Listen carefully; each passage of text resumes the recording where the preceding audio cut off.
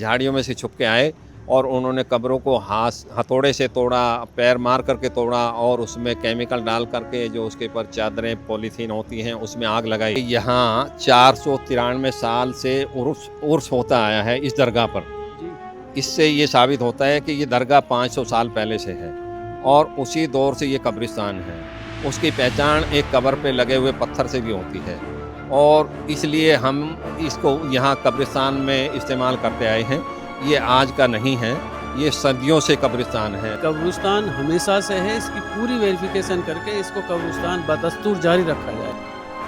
मस्जिद और कब्रिस्तान के ज़िम्मेदार जो हैं हमारे साथ में मौजूद हैं। हम उनसे जानने की कोशिश करेंगे कि आखिरकार कोर्ट में क्या मामला चल रहा है। और सबसे बड़ा सवाल मैं आपसे ये जानना चाहता हूँ, क्योंकि हमने पूरा अंदर का देखा, 1000 से 1500 से ज़्यादा कब्रें जो हैं अभी भी मौजूद हैं। तदफीन के लिए किन किन जगहों से लोग ख़ास तौर पर यहाँ पहुँचते हैं और लास्ट तदफीन कब हुई है इधर? लास्ट तदफीन कल परसों भी यहाँ 2-3 मैयत तदफीन हुई है और यहाँ ये कब्रिस्तान है। ये आसपास के इलाके के लोग यहाँ आते हैं। यहाँ जगतपुर है, वजीराबाद, संगम विहार, 9 नंबर, नेहरू विहार, तिमारपुर, मजनू का टीला, सोनिया विहार आदि के लोग यहाँ तदफीन करते हैं। ये और यह कब्रिस्तान सदियों से चला आ रहा है और इस कब्रिस्तान की देखभाल मैं करता हूँ। यहाँ मैं 9 गजा पीर व कब्रिस्तान की देखभाल करता आया हूँ। यहाँ अभी जो है ख़ास तौर पर कोर्ट में क्या मामला चल रहा है और क्या लेकर के तस्वीरें जो हैं ख़ास तौर पर सामने आई हैं और गवर्नमेंट का क्या कुछ कहना है इसको लेकर के? हाई कोर्ट डबल बेंच के सामने ये मामला है। यहाँ पर किसी ने, हम नहीं जानते हैं, वो गवर्नमेंट का आदमी है, उसने एक पटिशन डाली थी जिसमें ये दिखाया गया कि 10 साल पहले यहाँ कोई कब्रिस्तान या कोई दरगाह नहीं थी, जबकि सच्चाई ये नहीं है। सच्चाई ये है कि यहाँ सदियों से कब्रिस्तान है। आप देख सकते हैं कि आज भी यहाँ हज़ारों कब्रें बनी हुई हैं और मेरी 65-66 साल की उम्र है।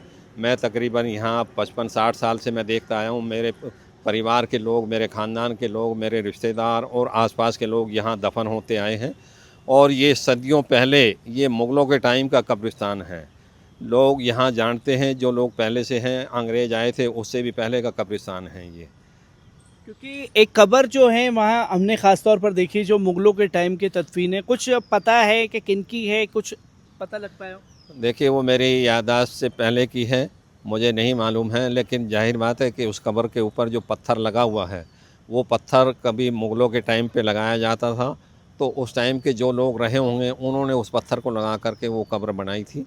हम तो सिर्फ उसको देखते आए हैं, आज से नहीं, मैं 60 साल से देखता आ रहा हूँ उसको, ऐसे ही है, वो पत्थर लगा हुआ है। जिन्होंने ख़ास तौर पर यहाँ की पिटीशन डाली है कोर्ट में, जिन्होंने बताने की कोशिश की कि भाई पहले 10 साल पहले कब्रिस्तान नहीं था, ये अभी लोगों ने कब्ज़ा करके सरकार की ज़मीन पर बना लिया, वो कौन है? क्या उन्हें जानते हैं? क्या पहले उनसे आप लोगों ने मुलाकात की है या कोई बात हुई है?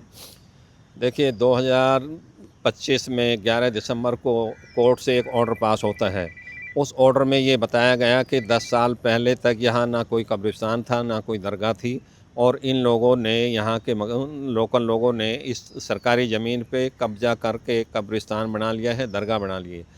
हमें इसका जब पता चला कि भाई ये ऑर्डर, कोर्ट ने उस पर डेमोलिशन का ऑर्डर किया और हमें 17 तारीख को ये मालूम हुआ और इसमें स्टेटस रिपोर्ट मांगी गई थी जो 2025 की 22 दिसंबर को।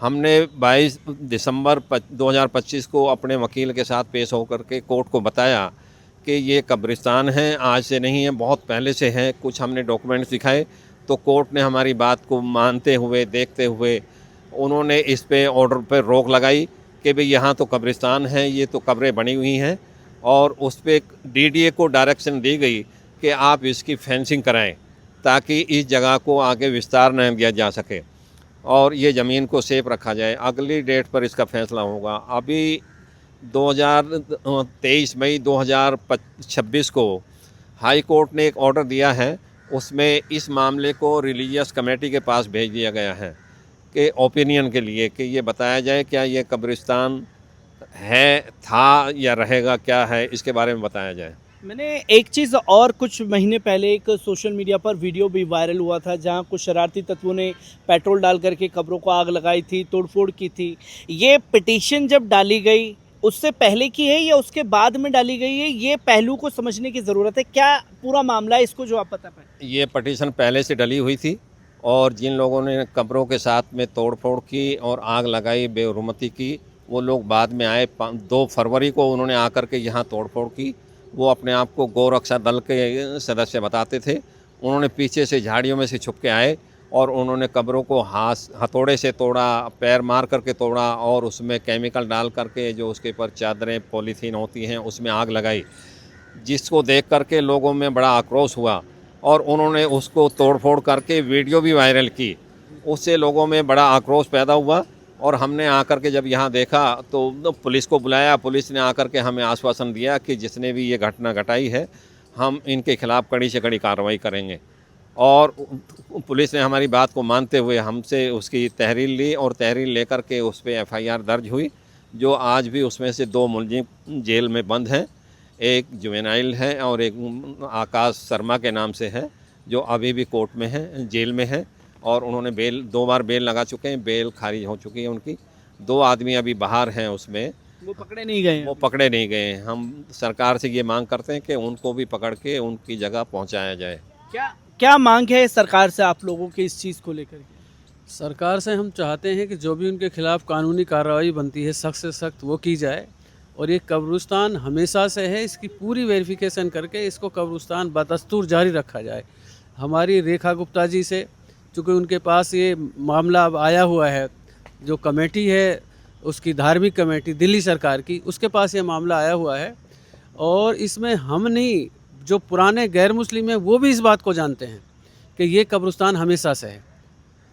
इस बात की वेरिफिकेशन हो सकती है, पुराने गैर मुस्लिम इस बात का बयान दे सकते हैं। पुराने लोग जो हैं वो मौजूद हैं अभी भी, जो ये बता सकें कि जी जी जी जी, मुसलमान नहीं, मैं गैर मुस्लिमों की बात कर रहा हूँ। गैर मुस्लिम लोग भी ये जानते हैं। नौगजा पीर के नाम से बहुत फेमस कब्रिस्तान है और इसे दिल्ली का कोई ऐसा कोना नहीं है जहाँ लोग नहीं जानते। क्योंकि ज़ियारत के लिए जो लोग आए हैं उनसे भी मैंने बात की तो उन्होंने बताया कि इस जगह पर हिंदू, मुस्लिम, सिख, ईसाई सब लोग ज़ियारत के लिए आते हैं। सब आते हैं और जनाब इतनी कसीर तादाद में आते हैं, मुसलमानों से भी ज़्यादा गैर मुस्लिम लोग आते हैं। कभी आप वीरवार को तशरीफ़ लाइए, जुमेरात जिसे हमारे यहाँ कहा जाता है, वहाँ आप आकर के देखिए, यहाँ पर हज़ारों लोग आते हैं। हज़ारों लोग आते हैं। मैं ये जानना चाहूँगा क्योंकि अभी जो है ख़ास तौर पर ओजोन का मामला सामने लाया गया और ओजोन के बहाने जो है सरकार बता रही है कि ये जगह जो है वो टूटेगी, उस पर बुलडोज़र चला जाएगा। क्या इसको भी ओजोन में ही लाया गया? देखिए, वैसे तो ये एक पहाड़ी इलाका है, जमुना से तकरीबन 100 मीटर की ऊंचाई पर है और ये इतना ही टुकड़ा ऊंचाई पर है जितने में कब्रिस्तान बना हुआ है। लेकिन गवर्नमेंट ने यहाँ पर अब किस पैमाने से लिया है ये हमें नहीं मालूम है। उन्होंने ओजोन के आसपास में बोर्ड लगा दिए हैं और ओखला से लेकर वजीराबाद तक इसको ओजोन बताया जा रहा है, इसको फ्लड प्लेन बताया जा रहा है। जबकि सच्चाई ये है कि ये इतनी ऊंची जगह है जहाँ पर ये कब्रिस्तान है और ये दरगाह है। अगर यहाँ पानी आ जाए तो शायद दिल्ली में कोई जगह इससे महफूज नहीं रहेगी, बचेगी नहीं। बचेगी नहीं। मैं आप लोगों को भी, दर्शकों को भी बता दूं, क्योंकि ओजोन का जो मामला ख़ास तौर पर दिल्ली में अभी हाईलाइटेड है। ओजोन वो एरिया होते हैं जहां पर फ्लड का ख़तरा होता है। आपको मैंने वो यमुना की जगह भी दिखाई, उधर 300 मीटर का कुछ का दायरा दिया गया है, 300 मीटर से हट करके ये जगह है और पहाड़ी इलाका ओजोन में नहीं आता है, पर इसे भी ओजोन में ला करके ये तमाम तस्वीरें जो हैं दिखाने की कोशिश की जा रही है। मैं एक चीज़ और बताना चाहूँगा, आप ये देख सकते हैं कि यहाँ 493 साल से उर्स होता आया है इस दरगाह पर जी। इससे ये साबित होता है कि ये दरगाह 500 साल पहले से है और उसी दौर से ये कब्रिस्तान है। उसकी पहचान एक कब्र पे लगे हुए पत्थर से भी होती है और इसलिए हम इसको यहाँ कब्रिस्तान में इस्तेमाल करते आए हैं। ये आज का नहीं है, ये सदियों से कब्रिस्तान है। तो हम सरकार से भी यही चाहते हैं कि इन सारी चीज़ों को ध्यान में रखते हुए, इन कब्रों का ध्यान रखते हुए, इस पे जो भी फैसला हो, हाई कोर्ट में जो भी रिपोर्ट हो, वो इस चीज़ को ध्यान में रखते हुए रिपोर्ट पेश करें।